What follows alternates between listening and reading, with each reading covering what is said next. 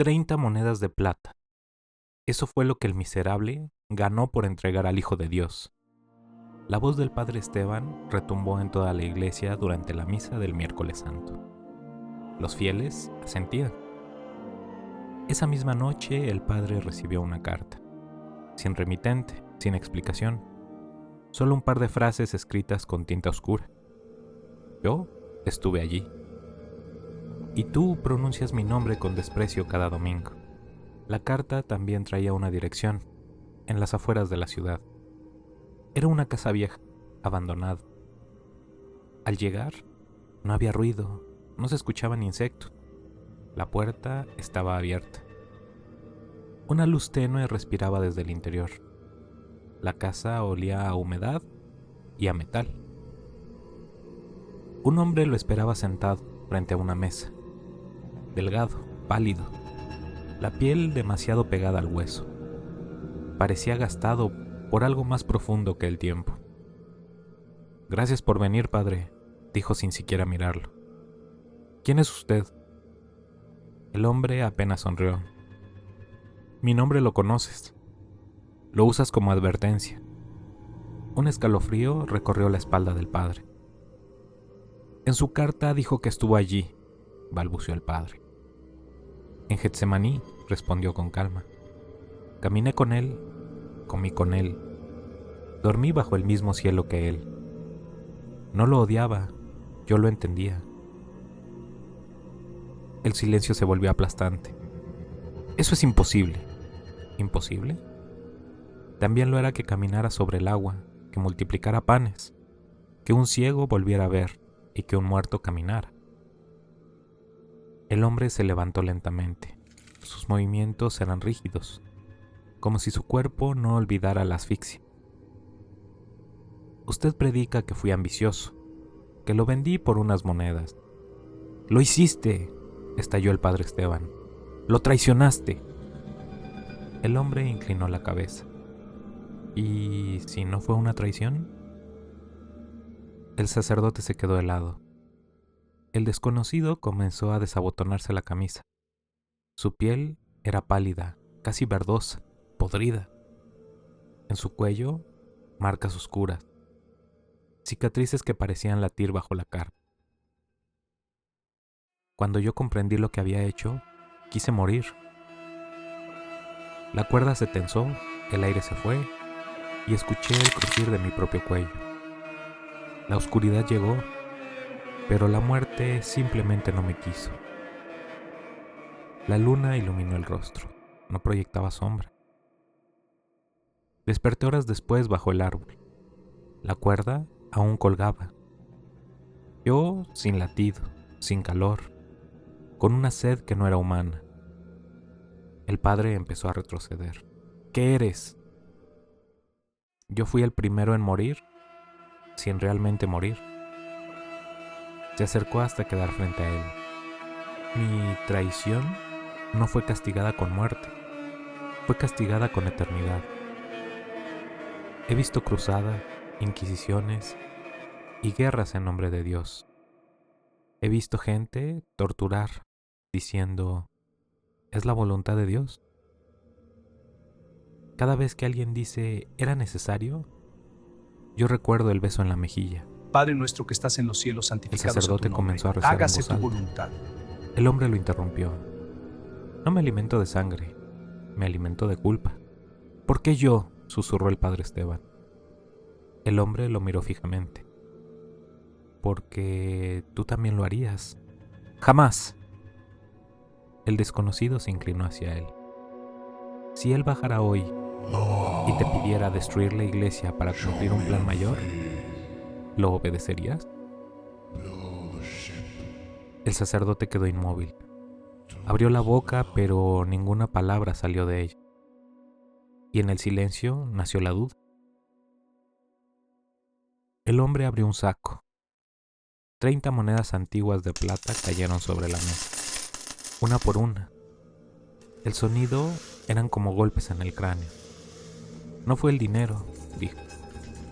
«Fue la confianza». En ese momento su voz cambió. La tragedia comenzó una noche, cuando me miró diferente, no como mi maestro, como mi amigo, un amigo que necesitaba algo de mí. Alguien debe hacerlo. No dijo mi nombre, pero lo dijo todo. Yo solo estaba obedeciendo, y ahí empieza mi problema, porque si yo sí lo obedecí, ¿por qué soy el traidor?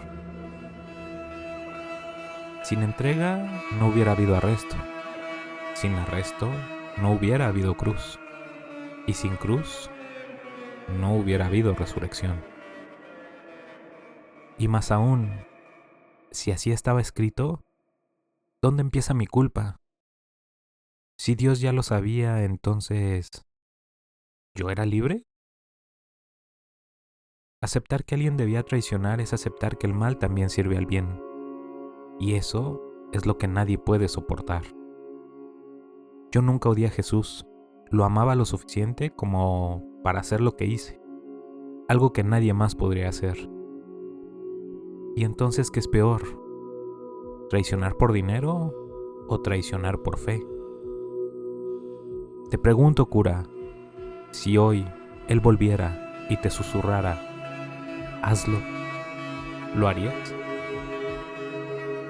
Yo lo hice. La casa comenzó a oscurecerse. El padre cayó de rodillas. Por favor, dime tu nombre, susurró con la voz quebrada. El hombre se acercó hasta que su aliento frío tocó su oído y sonrió. ¿Preguntaste mi nombre? Soy Judas Iscariote, el errante, el primero que no murió. El padre sintió un beso en la mejilla. Cuando levantó la mirada, estaba solo. Desde esa noche el padre Esteban dudaba y ya no predicaba con la misma seguridad, porque cada vez que pronunciaba el nombre de Judas, no sabía si estaba hablando de un traidor o del hombre que hizo posible la cruz. Un domingo dejó caer la sotana sobre el altar. Dejó las 30 monedas en el púlpito. Y frente a la iglesia, en un árbol, la cuerda se tensó y un cuello crujió. Algunos dicen que perdió la fe, otros que la entendió demasiado bien.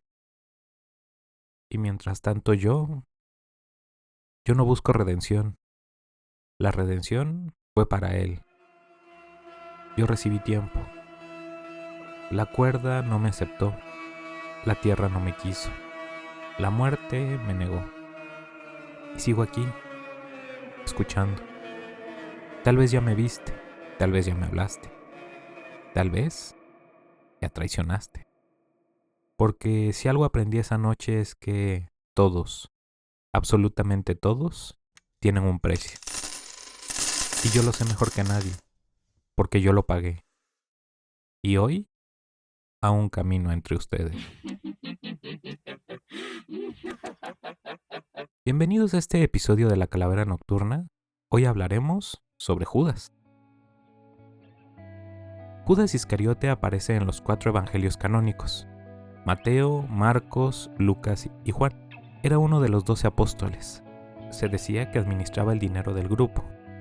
En Juan 12, versículo 6, mencionan que era un ladrón. Recibió 30 monedas de plata por entregar a Jesús. Esto se dice en Mateo 26, versículo 15. Hay 2 versiones distintas de su muerte. En Mateo 27, versículo 5, menciona que Judas se ahorcó. Pero en Hechos 1, versículo 18, menciona que cayó de cabeza en un campo, su cuerpo reventó y sus entrañas se derramaron. Desde el inicio la historia empieza a no ser tan clara. Las 30 monedas de las que se habla no era una fortuna, eran el precio de un esclavo. Esto se menciona en Éxodo 21, versículo 32. Entonces, ¿se vendió al Mesías por el valor de un esclavo? En 2006, National Geographic publicó el Evangelio de Judas, un texto gnóstico del siglo II, encontrado en Egipto. En este texto, Judas no traiciona por codicia. Jesús le pide que lo haga. Judas es el único discípulo que entiende la verdadera naturaleza del acto. La traición sería en realidad obediencia. En esta versión, Judas es el discípulo más cercano a Jesús, el único que comprende el plan completo. Y eso cambia un poco la pregunta de por qué lo traicionó a ¿y si él fue elegido? Durante siglos, algunas corrientes gnósticas lo consideran no el villano, sino una pieza necesaria para el sacrificio. Porque sin traición no hay arresto, sin arresto no hay crucifixión. Sin crucifixión nunca llegaría a la redención. Y esto abre un abismo teológico enorme. ¿El mal fue un instrumento del bien? Dicen que el diablo está en los detalles, por lo que hoy traemos algunos datos insólitos y raros sobre Judas. En la Edad Media, Judas fue usado como símbolo para justificar persecuciones antijudías en toda Europa. Su figura era asociada con avaricia y traición colectiva. En otras tradiciones medievales se decía que Judas no murió inmediatamente, sino que su cuerpo se hinchó grotescamente antes de estallar. En el siglo XIII circulaba la leyenda donde Judas estaba condenado a vagar por la tierra, tal cual un espíritu errante. En varias representaciones artísticas antiguas, Judas aparece sin sombra o con rasgos deformes para simbolizar corrupción espiritual. En algunas regiones de Latinoamérica, ser un Judas significa un traidor absoluto. Dante, en la Divina Comedia, coloca a Judas en el punto más profundo del infierno, en la boca central de Lucifer, siendo masticado eternamente. Esto nos dice algo: la traición es vista como el pecado supremo, más que el asesinato o la violencia. Traicionar la confianza es lo imperdonable. Algunos textos eslavos hablan de un apóstata errante, condenado a alimentarse de sangre. No lo llaman específicamente vampiro, aunque se ha rumorado que es el primero de ellos. Lo describen como con sed eterna, incapaz de morir y condenado a caminar hasta el juicio final. ¿Y si Judas fue el primer vampiro? No maldito por Dios, sino rechazado por la muerte. Y entonces, con todo esto viene una pregunta incómoda. Si Dios sabía lo que iba a pasar, si estaba profetizado, si era necesario, ¿Judas tenía opción? ¿Y si no tenía opción, era culpable? ¿Y si sí tenía opción, podía fallar la profecía? Este fue un episodio más de La Calavera Nocturna. Si alguna vez te preguntas, ¿qué harías tú en Getsemaní? No respondas tan rápido, porque el mal no siempre llega como odio, a veces llega como fe. Y recuerda, no todas las condenas terminan con la muerte. Algunas comienzan cuando obedeces sin cuestionar. Hasta la próxima y cuidado con lo que está en la oscuridad.